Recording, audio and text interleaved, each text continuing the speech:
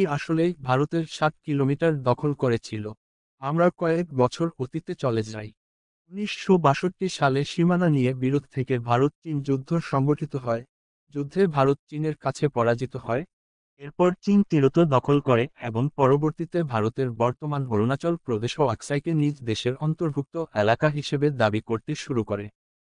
পরবর্তীতে আবারও এই দুই দেশকে কেন্দ্র করে যুদ্ধ বাঁধলে চীন জয়লাভ করে এবং একতরফা যুদ্ধ বিরতির দাবি করে।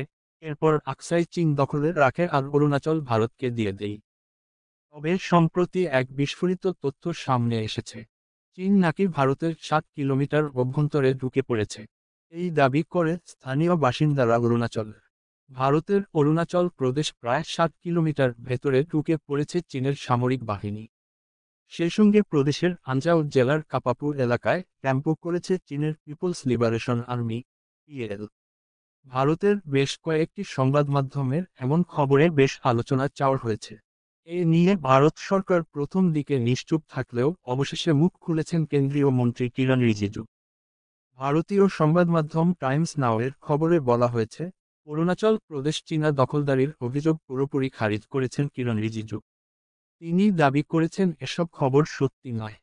সোমবার 9 সেপ্টেম্বর কিরণ বলেছেন, ভারতের জমিতে ঢুকে যদি তারা তাদের ভূখণ্ড বলে লিখে রেখে যায়, তবে তা সত্যি হতে পারে না। অরুণাচলের বিজেপির এই সংসদ সদস্য বলেন, চীন আমাদের জমি নিতে পারে না। প্রকৃত নিয়ন্ত্রণরেখার এলএসি অনির্ধারিত এলাকায় তাহলে ওভারল্যাপিং দু পক্ষই যাতায়াত করে। তাদের স্থায়ী কিছু নির্মাণের অনুমতি দেওয়া হয় না। আমাদের পক্ষ থেকে কঠোর নজরদারি রয়েছে। অনির্ধারিত স্থানের শুধু চিহ্ন আকার মানে এই নয়, এলাকা দখল করা হয়েছে।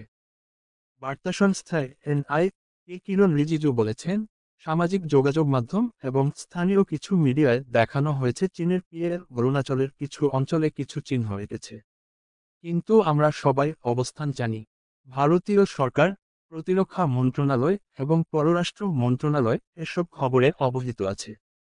আমাদের অবস্থান অত্যন্ত স্পষ্ট যে চীনা আর্মি বা চীনা ফোর্স তাদের প্রকৃত নিয়ন্ত্রণরেখার বাইরে কোনো ধরনের স্থায়ী কাঠামো নির্মাণ করতে পারবে না। কেন্দ্রীয় মন্ত্রী কিরণ রিজিজু তিনি আরও বলেছেন, অরুণাচল প্রদেশ কিছু এলাকা আছে যেসব পুরোটাই অনির্ধারিত। শুরু থেকেই এসবের সীমানা নির্ধারণ করা হয়নি।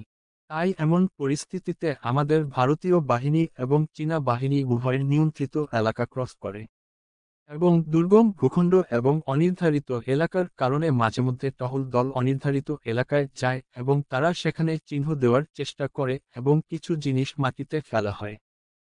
ভারতের 7 কিলোমিটার ভূখণ্ড দখলের খবরকে পুরোপুরি উড়িয়ে দেন তিনি।